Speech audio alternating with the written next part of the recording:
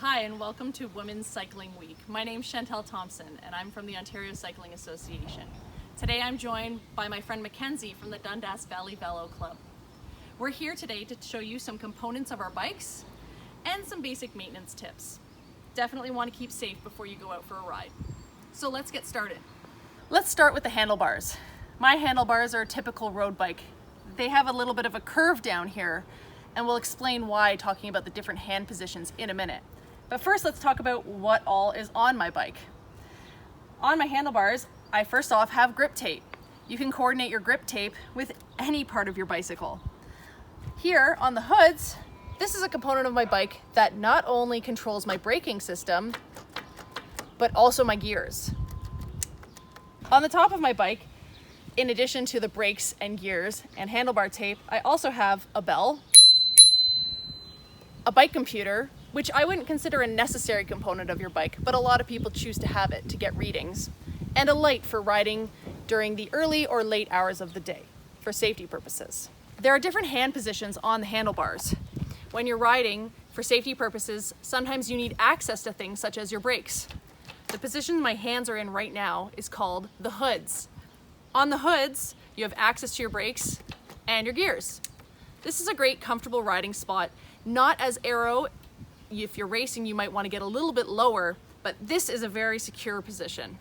If I want to get a little bit more aero, you can get down into your drops. This position makes you nice and narrow, small, less wind surface hitting your body. You also, at the same time, have access to your brakes and your gears while riding. Very safe position, but not too comfortable to be riding for long distances. If you're riding on your own and not behind another rider, you can ride up on your tops. While riding on your tops, you don't have access to your brakes or your gears. That's why we don't say you should ride like this when you're behind somebody, because you might need quick access. Mountain bikes, you're constantly always riding in the tops, but you do have access to your gears and your brakes. Perfect, let's move on. This right here is the stem. If you extend it, you can actually be a little bit more aero and you can extend a little more. However, if you get a bike and you feel like you're too stretched out, you can buy a shorter stem so you're riding a little bit higher. Being aero is not always the purpose of riding a bicycle. Up next, we're talking about the headset. This is basically where everything in your bike connects. Also known as the steer tube, we can head down and look at the forks of our bicycle. Some bikes, such as mountain bike, have shocks in the front. They allow for a more cushioned ride. Bikes also have a front skewer. The front skewer is very important to ensure that it is kept shut nice and tight. When undoing the skewer, you need to pull it open and unscrew it probably about 5 or 6 times. Once that's out, you can remove your wheel. For tightening the skewer, once again, you need to wind it shut about 5 times. When shutting it, you have to leave some pressure against your hand. It should actually leave a little bit of a mark within the palm of your hand, and that's how you know you did it right. If it's too easy to get shut, it's very likely that it could come open during your ride, and that's really dangerous. So you want to make sure that your skewer is done up nice and tightly. Let's talk about the rest of the bike. This is the top tube. Depending on the size of your bike, you may have a shorter or longer top tube. This helps you find the perfect size for the perfect reach. This here is the down tube. It typically houses your water bottle cage with your water. You want to have a water bottle with you when you're riding, especially on these hot days, to stay hydrated. Up next is the seat tube. Sometimes you have a second water bottle cage there for your longer rides. Together with the seat tube, down tube, and top tube, it forms a triangle, not a square. All right, let's talk about the pedals on a bike. Different types of bikes have different types of pedals. I have pedals that actually connect to a cleat or a shoe. My shoes have a special thing at the bottom there that connects directly into the pedal. When you start off cycling, you probably don't have this type of shoe, and you may just have flat pedals, and that's okay. The pedal connects directly in.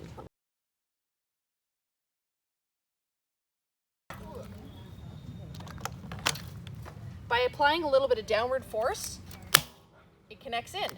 Now, when I pull up, the pedal comes up with my foot. And I get my foot out simply by twisting my ankle just a little bit. And I'm out. attached to the pedal is the crank arm. The crank arm here is attached to the bottom bracket, and you'll notice that you have some gears here. This is the big ring. There's also a small ring here. These can make big differences in how hard or easy it is to pedal up or down a hill.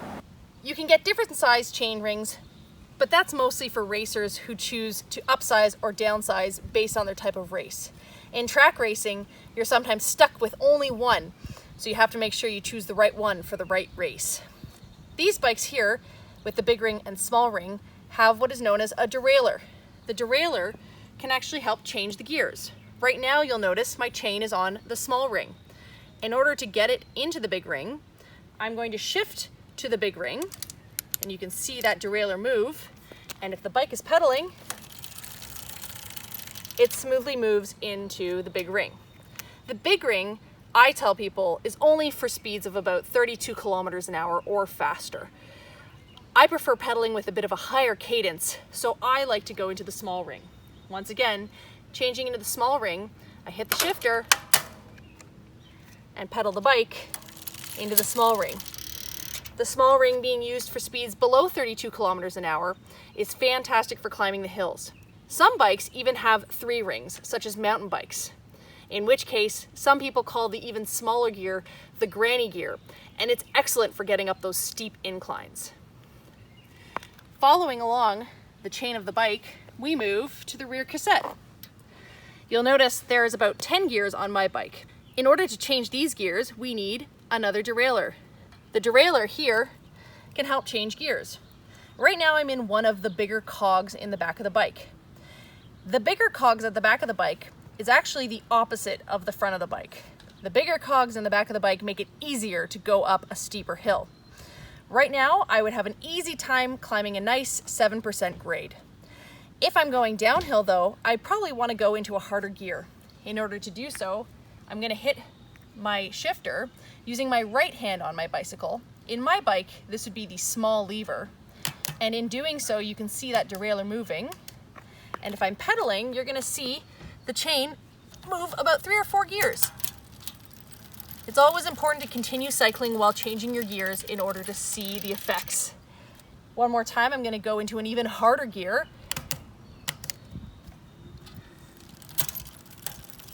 And now I'm cruising along probably about 28 kilometers an hour. Excellent. Sometimes when you're riding, you may hear somebody tell you you're cross-chaining. Cross-chaining is a term used when you're kind of stretching the chain out and your gears aren't doing what they're supposed to do. Right now you see I'm in my hardest, smallest cog in the back, but I'm in my easiest cog in the front, causing the chain to be stretched out from side to side. This is called cross-chaining. Here's another example of cross-chaining. Being in your easiest, largest cog here, and your biggest cog here. The purpose of the big ring in the front, once again, is to go fast speeds. The purpose of the big cog in the back is actually to spin a little bit more. Right now, it really looks like my chain is being stretched. This is called cross-chaining. If you find you need to be in this easy of a gear while you're riding in this big chain ring, it's time to switch into your small chain ring. Once again, just using your levers, pop it down to the small chain ring, and now you're no longer cross-chaining. The chain is lined up nice and straight. One of the most important parts of your bike is your brakes. You want to make sure that they're lined up properly, they're not rubbing on the frame, and that they do indeed actually stop your bike. Perfect. Looks like my brakes are good. There are different types of brakes, and you'll notice that Mackenzie has what's called disc brakes. Her disc brakes are not located on her frame. Her disc brakes are located closer to the axle of her bike. A good way of checking your brakes is by having your hands on the hoods and checking them one at a time. This lever here with my left hand will pull my front brake. As you roll the bike forward, pull the brakes, and it should stop your bike on a dime. Perfect. Looks like my front brakes are working, and I can't hear any rubbing happening. Perfect. Let's check out the back brake. The back brake is activated by my right hand. You're gonna see this caliper move. As I roll my bike forward, pull the brakes, you'll feel the back wheel skid. It might even leave a mark in the ground. Looks like my back wheel's working. And once again, spin that wheel. I don't hear anything rubbing. My brake pads aren't touching my bike. Looks like it's in good order. All right, let's talk about our wheels. Here are your tires. It's important that they're in good shape. Before a ride, you want to inspect them just to make sure there are no abrasions, cuts, gashes, or fraying of the sidewall of your tires. This is your rim, and I have a rim braking system, as we've talked about. Mackenzie's rims look slightly different because she has a disc braking system. Up next, this is the valve stem, very important for inflating your tire, especially before your rides. Inside the tire is your tube. That is actually what takes the air. So when you're inflating your bike, you're inflating your tube. The tire is what protects it. Moving down your bike, we have these spokes. Another good check of your bike is to just give your spokes a little bit of a squeeze, and you shouldn't feel too much give between these spokes before your ride. If you find one is broken or really wobbly, you're gonna wanna take it to a shop to get that tightened up. If you spin your wheel and you notice that your wheel is kind of wobbly while riding, you're gonna wanna get your spokes tuned. These spokes have tension and keep the wheel straight. Aside from your bike, I believe that the most important component that you could be wearing is your helmet for your own safety. When putting on a helmet, it's important that it's sized correctly. It should fit over your head, and I have some hair I need to pull through my helmet. You want to make sure it's done up. And I have a bit of a rule called the 2V1 rule. You want to have 2 fingers between the tops of your eyebrows and your helmet. You don't want it to be too far back or too far forward. Also because it kind of makes you look a little inexperienced. So once again, 2 fingers between those eyebrows and the top of your helmet. V, you want to make a V with your fingers underneath your ears. This V is where your straps go. You don't want the straps folding over your ears. It'll be really uncomfortable. And finally, 1. You want to be able to only stick 1 finger between the bottom of your strap and your chin. It might seem a little uncomfortable, but you want to have that. Also, when doing up your helmet, you want to make sure that you tighten it. Some helmets have tightening mechanisms. By tightening it, you can make sure that helmet stays on your head. A really good test to make sure that this helmet fits properly before you're riding your bike is to actually undo the strap and tip your head upside down.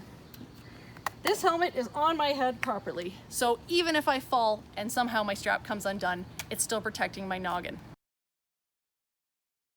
That helmet does not fit correctly. Thanks for joining us during Ontario Women's Cycling Week. My name's Chantal Thompson, and I was here with Mackenzie Watson, and we hope you ride safe.